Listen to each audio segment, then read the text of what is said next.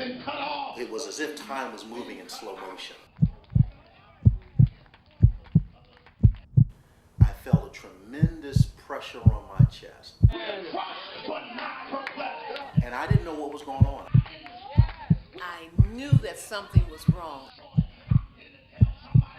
I saw the sweat, I saw the mannerism, and I spoke with the bishop, and he did get some of the ushers and escorted him out. If he said he's going to heal you, he's going to... Heart attacks in the clergy. Very common. Clergy dying in pulpits or in preaching activities is very common. I got mashed potatoes. So when you think of church food, what do you think of? Fried chicken. And what else? All different kinds of cakes. Someone might say that, well, on the average, you eat 21 meals a week and maybe only one of those meals happens in the church. But it's important to realize that in the black communities, what happens in church goes on beyond the confines of the church. Good home cooking food, like down home cooking. But what you serve on that Sunday afternoon get together goes beyond that particular meal. It actually defines what happens. Sure, that's one meal on Sunday, but I'm eating that way throughout the week too. Yes, that's right. The good old soul food, the turkeys, the macaroni and cheeses, the stuffings, potato salads, the chickens. Homemade mashed potatoes, vegetables that have been seasoned very well, not just open a can and pour them in a pot. They've got some seasoning in them. That's why I always, that's usually what I find when I eat church food. For the pastor, you can't go in there and say, well, I'm not going to eat any of this. You would insult. It's an insult. Getting around grandma's cooking, grandma's flavor. Everyone has that nostalgia, for the most part, to get a home-cooked meal, especially on a Sunday dinner, so to speak. It's something that's classic. It's kind of, inbred in you. So when your mom's not around, grandma's not around, you come here. Comfort food. Comfort food. Have a bad day, want to feel a little bit better, get some mac and cheese, some fried chicken, gore it out and feel better. We have people who come in on a plane, order food, get back to the airport and home. You're kidding? No. Some people come every day. I warn them, they come every day. Yeah, it's addictive. You're talking about a culture. Yeah. It's a culture.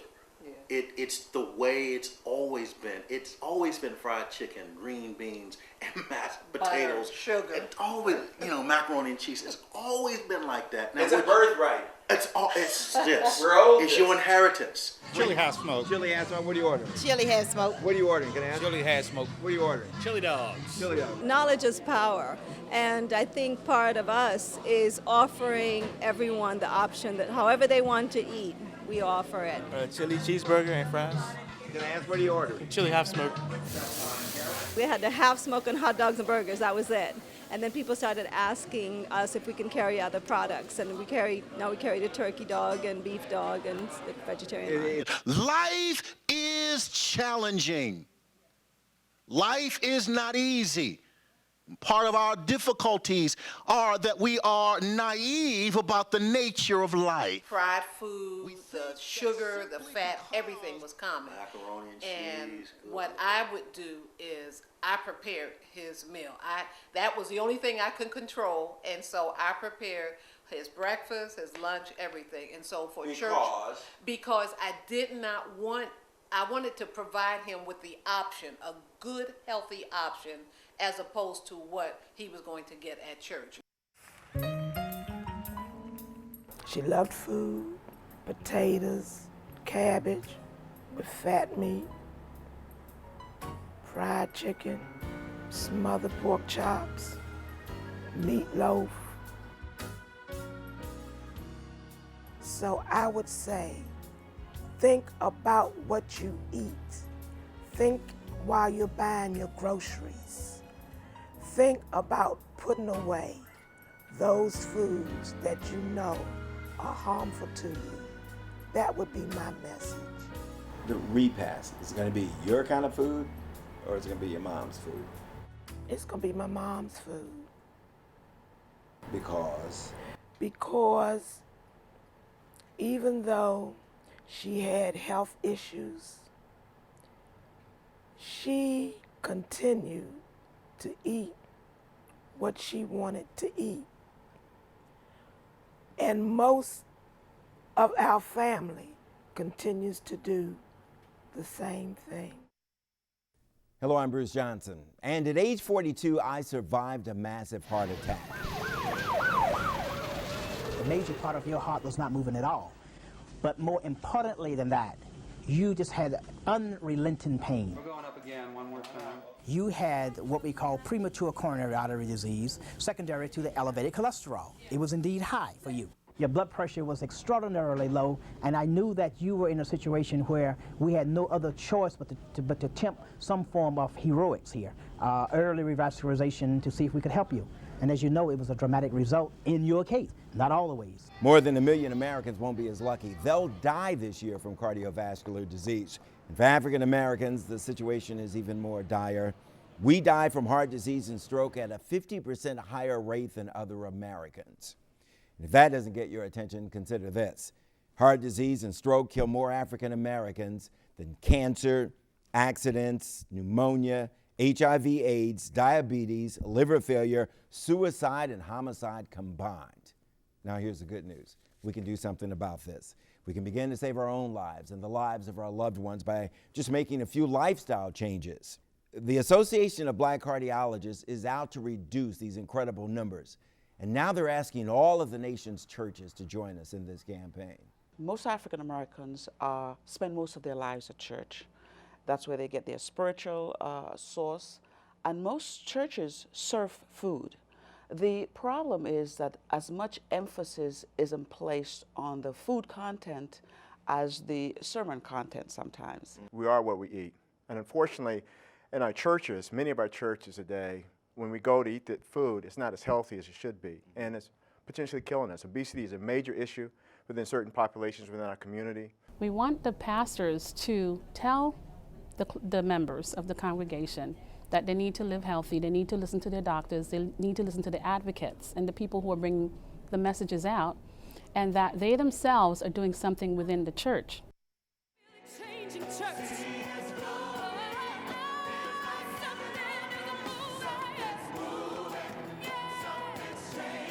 I communicate what I live to my church.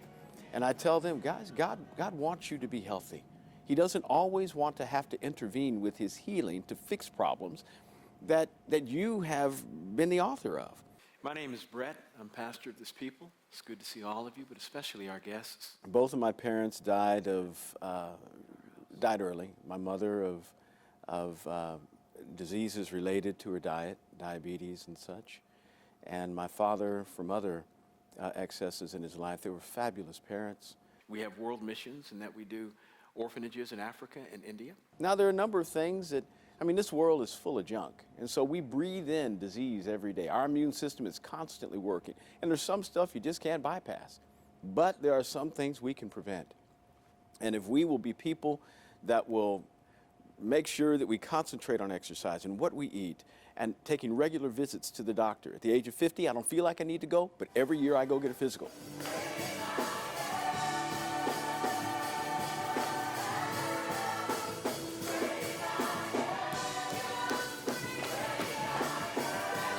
We have a number of people within our church that do, their physical fitness trainers. It's just a part of our community. High blood pressure runs in our family, all of the 7 kids. Here's the worst thing about it.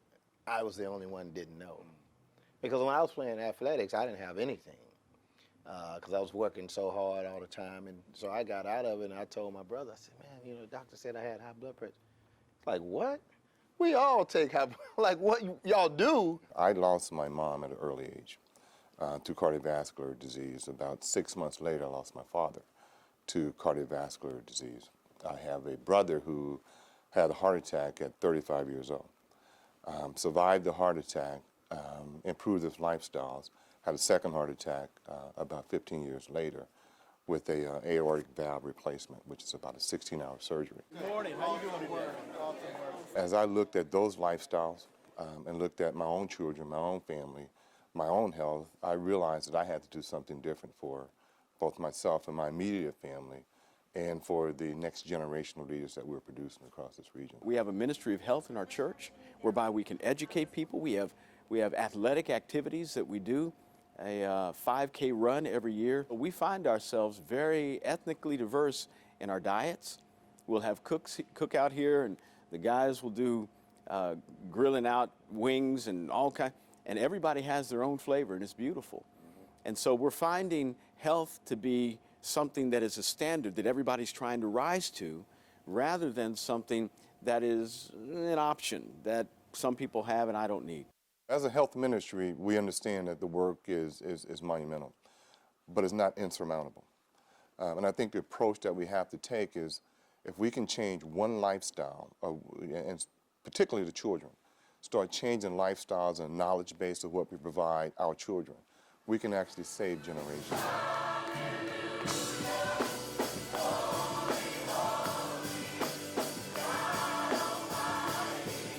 We're not trying to become vegans, fruits and only vegetables. That's pretty unrealistic for most people. But what we are doing is trying to become more healthy than we are. We just don't do fried chicken and collards with fat back. We just don't do it. We just don't do it, because I don't eat it. I don't eat it.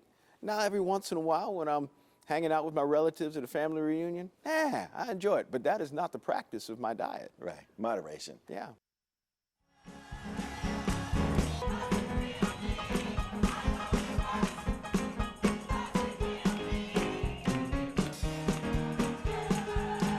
How many are enjoying their food? Very good. My goal is that when you come here, you can say, eat the church food.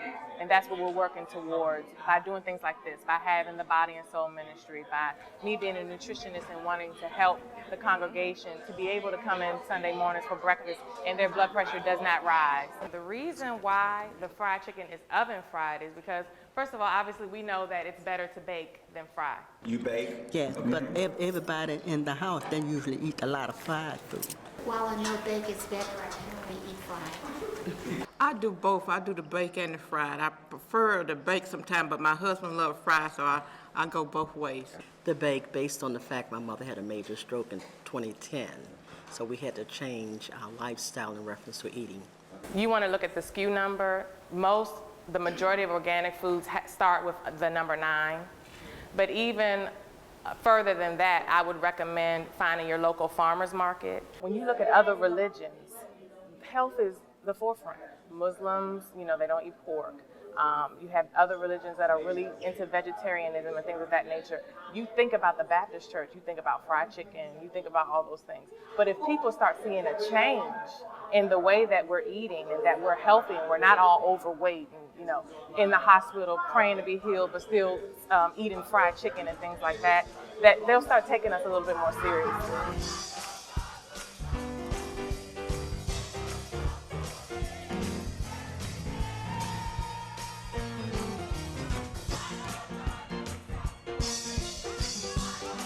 I really believe that people are coming around, especially in our communities. When we have to bury our fathers and our grandmothers and our children who are overweight and obese because of their diet, then we really need to rethink some things. I actually teach a health class here, and I have senior students that we go on field trips and things like that, and they come back and tell me, I cooked this for my husband, or I did this, or I'm not going to do this anymore. So, and even on the ministry nights when we meet, they'll come back and say, this week I'm drinking all water, or I was going to get some fried chicken, I'm not going to get it anymore.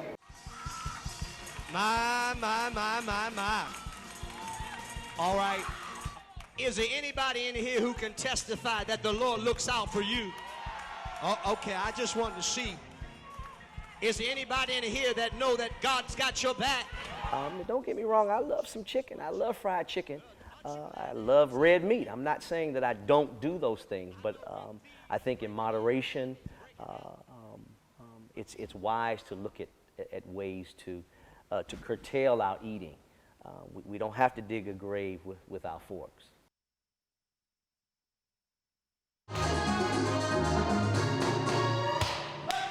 when they come in for the first time, they're basically fragile eggs, so I don't want to crack the egg. So I tell them to work at their level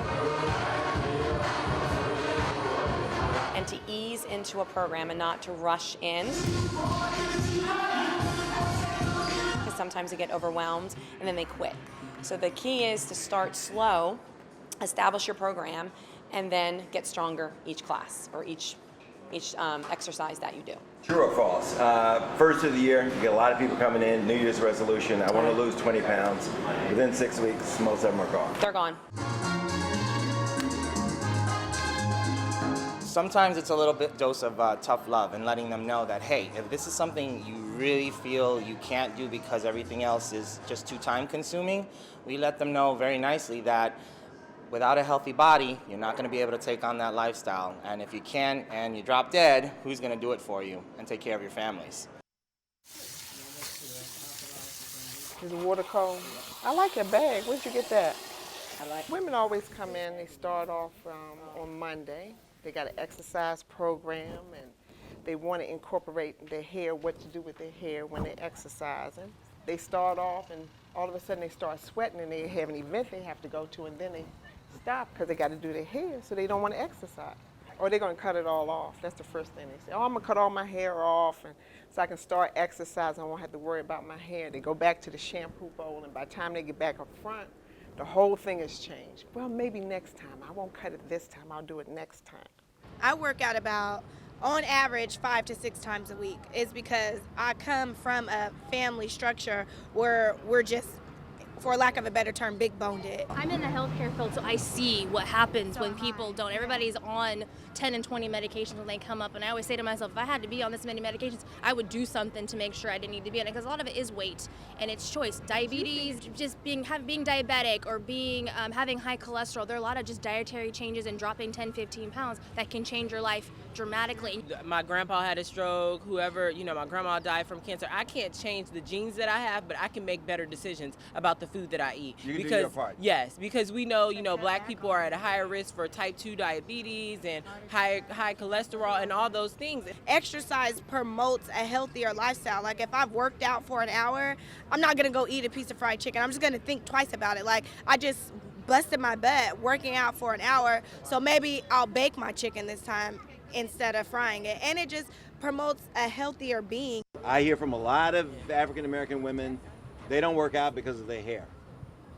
That's not a problem for me. I grew up as an athlete, and my hair is relaxed. It wasn't relaxed as a young child. It got relaxed when I got in high school, but I was an athlete my whole entire life, so it was something that was just ingrained in me. I worked out and I did what I needed to do. Now I'm natural. I don't really care. I work out. I do what I need to. Is that an issue for you? You'd work out more if not for the hair? I definitely would work out more. Unfortunately, I can't work out in the middle of the day from work. I just don't have the time to do it. I have to make sure that when I return to court, my hair is presentable. This is what's going to be the changer in our forecast as we go from Monday into Tuesday. What would happen if you went natural with your hair and showed up for work to do the weather? I think viewers would be surprised.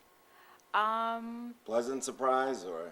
I think that half of them would probably say refreshing change. Another half would be saying, was she in a hurry this morning? There's a standard. A norm in broadcasting where most women of color have straight hair, or straighter hair. So I tend to follow that rule. And it makes it difficult to work out. It does. It definitely does. There you go. Perfect punch time. There you go. This is my body, and I feel it's my responsibility to take care of this body. Last one to reverse it. That's one thing. One, it's been healthy for it to be free from any type of illness or disease, so I can perform what I was called to do on this earth effectively. Up, shoot. And it's important for me to teach others in the church how to do the same. Get off the ground. I was diagnosed like about 18 years ago with high blood pressure, and I didn't really take it serious because I was like, okay, it will go away. But I realized after a while that it wasn't going away, it was getting worse. Go ahead, girl. I would eat fast food for breakfast, lunch, and dinner every day. I would eat desserts for breakfast. I would eat desserts at 1 o'clock in the morning. It'd be candy all day, just junk food and a lot of fried foods and high carb diet. So I took advantage of that. There you go. I went to the doctor and he told me that I was on the verge of having high cholesterol, and if I continued, I could be facing diabetes, I could be facing high blood pressure. So that definitely made me look at my health. I might not have my salvation today, all right? Because that's just like us. We want to wait till we feel good about exercising. God calls us to be effective, calls us to be doers, not just hearers of the word, but to be doers of the word. And if we supposed to be out reaching and teaching others, and we looking a certain way, how much more effective are we going to be? Just like me, I've been a personal trainer. Now, if I was overweight and I'm showing you and I should be telling you how to eat, I don't think you're going to listen to me. He who begun a good work in you will perform it until the day of Jesus Christ. The whole thing is make sure people in this sanctuary and any other sanctuary understand the purpose of being healthy and fit. It's no reason why we should be dealing with cancer, diabetes, high blood pressure. Not saying those things probably won't arise, because sometimes it's just our makeup, our genetics, and make it a little bit, place at higher risk than others sometimes. But that don't mean we should be plagued about it and just go around, okay, I have to accept this. No, only thing I accept is Christ. It's easier to do the hair and the nails instead of concentrating on the body, because it takes work, and it's a long time before they see the results of the exercise. With hair, immediately you're going to have your hair looking good. Immediately with your nails, it's instant. Everything wants to be instant. The exercise takes a minute. If you got to make a choice between the hair or working out, you're going to make a choice for the hair. Yes. I think you just have to take different avenues for it. So instead of me going to work out on my break now, I just go and work out after work, so I can still get my workout in and have my hair done the way it needs to be. And it becomes a real lifestyle. Once you can start getting into racing and going beyond, it truly is a whole lifestyle. Everything becomes regimented. Right. As far as diet, nutrition, intake, outtake. Tell me, what do you say about men? Men take it on differently. And men become selfish. When they want to exercise, they take their time, they go out and exercise when they made their mind up. Women will find everything else to do instead of putting it in place. Forecast is great tomorrow. It's going to be windy. And this is an expensive proposition. It costs big bucks. I go in, I give the guy, a few bucks and a tip, and I'm out of there once a week. We spend hundreds in one pop. So yes, it's not something you want to do a lot. And for women who do go to the salon every week or every 2 weeks, you think about your lifestyle between those salon visits, because you want to maximize your investment. You're my heroes. What do you say to those women who are concerned about their hair? Gotta go to work, can't afford to get my hair done every day. What do you say to them? It's your life or your hair, one or the other. And sooner or later, you're going to lose your hair. So, just, you're going to lose both. But, you want to live a healthy lifestyle. It's worth it. After my heart attack, I became a runner. And after years of training with my doctor's okay, I eventually entered and completed the 26.2-mile Marine Corps Marathon. 8 years ago, that entire part of the heart was not moving. My cardiologist, Dr. Joseph Robinson, eventually gave his approval. Looking at that heart, yeah, I would say that if you did the kinds of things that you did and got an exercise properly, over time, you would be able to do it. Now, maybe you have to understand that that's not for everybody. I stepped up to running and weight training months ago. Runs were stretched out to include long distances of 12, 18, and eventually 22 miles. In my mind, training and then running in the Marine Corps Marathon would be the final proof that I had indeed recovered from that heart attack. This was the very first marathon for nearly half of these runners. Seriously though, behind the Capitol halfway, right? Feel great, right? Yeah. Now, I don't recommend that anybody, even people in the greatest of shape, run a marathon, but I am saying, and all the doctors are saying, you have to do something. We have to begin to exercise.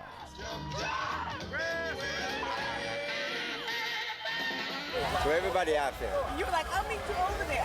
who's ever had a setback? We were on that side. We were watching. Cardiovascular disease, heart attack, cancer, stroke, transplant, whatever. Don't let it be the end. Don't quit. Get up and do something. I mean, there's plenty of life ahead.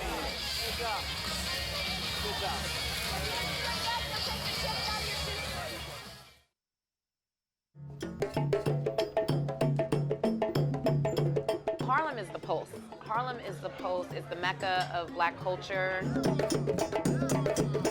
All the different vendors, all of the beautiful women walking around in their African attire, and it just seems the norm. And all of the music coming from different directions.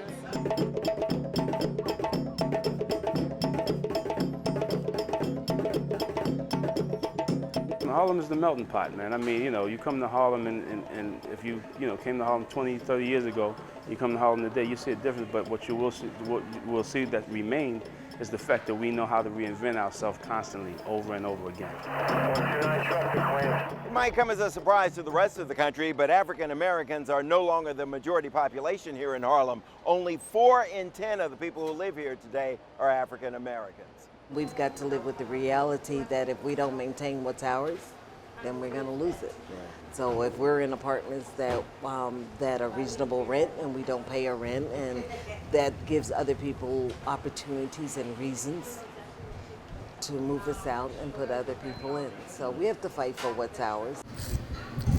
Talk to me about the health of people that come to your barbershop, the health of the people that you see out there on the street. Give me an assessment. What do you think? Well, pretty much there's a lot of good and healthy people around, but I think there's a little bit more not so healthy people, and the reason being diet. So this is strawberry with the pink. How are we doing health-wise? Heart disease, diabetes.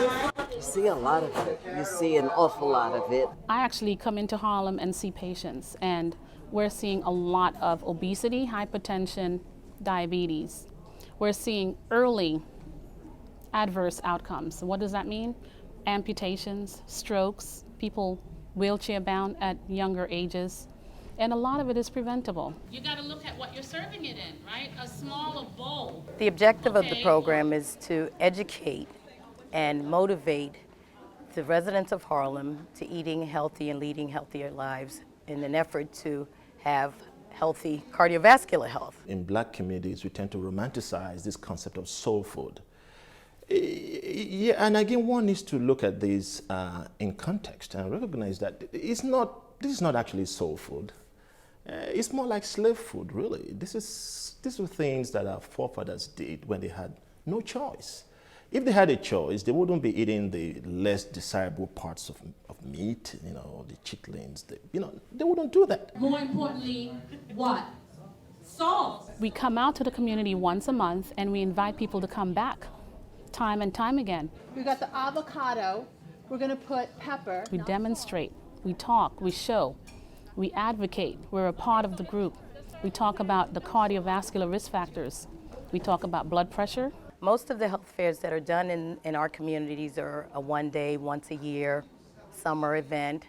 But we decided in order to make it a sustainable effort, we needed to do it monthly or more frequently than once a year. Your fat was less and your carbs were less. We show them the foods that have salt. We show them how to read food labels. Same thing for diabetes. That has to do with the amount of sugar in your food. So we talk about sugar, we talk about high fructose corn syrup, and some of these preservatives that keep foods well preserved, but they're toxic. Does anybody ever use limes in your cooking? Question. What's the percentage of men and women in this program? It's more women. Where are the men? I wish they would come in. We should tell them about it. But I think historically it's the women who come out. But that all is not lost because the women will then bring it back to the families. What happens in the barbershop stays in the barbershop, whether it's in Vegas or New York. Right, whether we're talking about women, our wives, our children, our job, any and everything. People have to be more aware of the health issues. Well, we hear about the prostate, so it's not something you can see. Black men don't go to the doctor, man. For some reason, we just don't go to the doctor, whether it's social or economic, I don't know, but we just don't go to the doctor. I know I didn't go to the doctor until I got diagnosed with type 2 diabetes myself. What was your reaction when you found out? I was blown away. I was devastated, and I was angry, because my mother had it for years, over 30 years. And so you were high risk? Right. Didn't know it or didn't act on it? Didn't care anything about it because I didn't know anything about it and I wasn't educated on it, and you'd be surprised what you learn when you put in the position to have to learn. The high blood pressure and the heart attacks, just the excessive eating and drinking, all the wrong things. Everything in the community is geared to something negative. So all the advertisement is going to be soda, beer, liquor, more liquor advertisement, you know, in the neighborhood than anything else. Tell me about Cutting for the Cure. How did that get started? Well, Cutting for a Cure got started because you know, I see a lot of sickness around the neighborhood, a lot. Cutting for a Cure will have mobile screenings come out here to test for free. Testing for what? For prostate cancer, colon cancer, breast cancer, high blood pressure. Let me put this on your arm, man.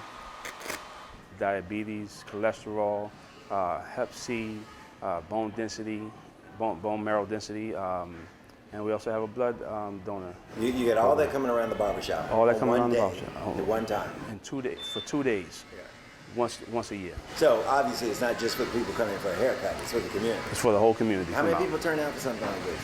2,000 or 3,000. Now put it down, rest of it there. Make sure your feet is flat.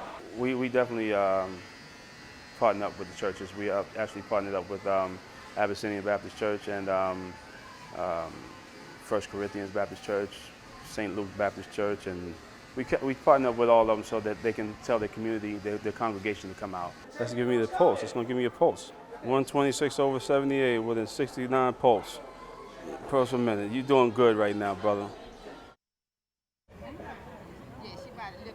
When you look at our community, more than 50% of people over age 50 are overweight. You know, they're just overweight, and we could even go younger. When you look at the young people, the adolescents, many people are overweight. So we have to talk about all of these and how they tie into the foods you eat, including the portion sizes. When we talk about portion sizes, then we're looking at calories, and all of this sort of builds into the risk factors. Sylvia's is the perfect blend between Southern culture and city life and Harlem life. It is soul food. And soul food for us is the most important cultural identity marker for African Americans. These are recipes that started out on plantations, then moved to farms. And these are items that a lot of people don't think about, but they're organic. They're organic. They come straight, straight from the farms. And these recipes date back over, for me, 5 generations. These are old. Thank you. Our menu started off with, traditional items. Everything was like fried. But we decided more than 10 years ago that we were going to be healthier. We were going to offer all of our meats that are fried, you can now get them grilled. And we've even added like grilled salmon, a grilled boneless, skinless chicken breast, a variety of salads. We started cooking with zero trans fats before it was mandated by the New York State government. We were actually spokespeople with the commissioner from the Health Department of New York on telling people that it is an easy option to make. It's a simple integration into your restaurant, into your business. What I'm hearing here is that it's a myth that you can't eat healthy in a soul food restaurant. You can eat healthy. You can absolutely eat healthy at a soul food restaurant. I'm an advocate for bringing about awareness of heart disease because, as you know, it's the #1 killer of African American women. It's the #1 killer of women, period. It's becoming trendy now to eat healthy and to be healthy, whereas before it wasn't. It was like you were giving up on your heritage and your culture. I had put this one in. For a while, I had an affiliation with the Nation of Islam. So for me to go to a family dinner and say that I wasn't going to eat certain things because, it didn't go along with the Muslim diet was not taken well by my family. They just thought I was crazy, and how could you dare? How could you dare not eat, the pork ribs or the candied yams and the things like that. The chocolate cream, I'm sorry. How have your customers responded to sugar-free products in a bakery? Now it's much better. 10 years ago, I was throwing things away because they weren't buying it. But now they ask for it. You come in here and you're talking about improving health, but then when we go to the supermarket, it's so much deception. Absolutely. We're trying to make people be more aware of other alternatives or other places to shop or how to shop within the supermarkets, because one of the premises of this whole workshop is what you eat is important. What you eat impacts on your blood pressure, your diabetes, your cholesterol, and your weight. How can the church here in Harlem help you? I think that if the church is from the pulpit, because you know, if it's from the pulpit, it's gospel. If they say to their parishioners, you know, it's about being well spiritually and physically. Is there a separation here? I mean, separation with church and medical? Church and medical, yeah. You know, maybe they give to medicine. What's the medicine? Give to church. Where's the church? Have you seen? You know what? I volunteer with the breast cancer group, and there have been a number of patients who present, and they're usually people of color, women of color, who present with late-stage disease. And a lot of times they're trying to pray themselves into wellness. That's an issue, because if you hear from the pulpit, God can do all things, which he can. You know, you got to pray, you got to have faith. Sometimes your knowledge base doesn't help you to really understand what he's saying. So you take that literally to be that if I pray that I can get rid of this, but God helps those who help themselves. So yes, you can pray, but you can also use the knowledge of everything that's out there to help you get the answers and get the care that you need so that you will be fit to continue to pray and serve the God that you serve. On the average, about 45% of blacks, males or females, have some sort of cardiovascular disease. If you look at specific data about death rates, we're talking about 50,000 blacks approximately dying every year from cardiovascular. It sounds like an epidemic. It is an epidemic.